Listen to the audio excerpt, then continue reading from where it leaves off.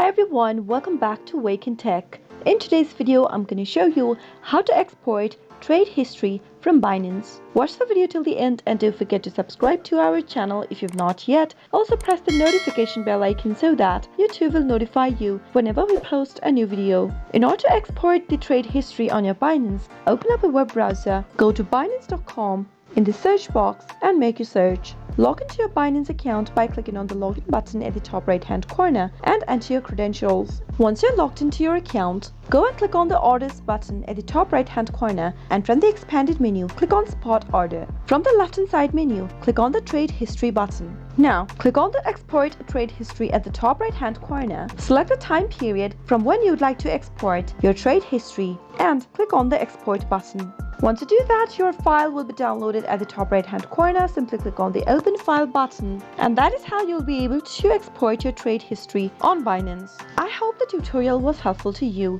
If it was, go ahead and give us a thumbs up.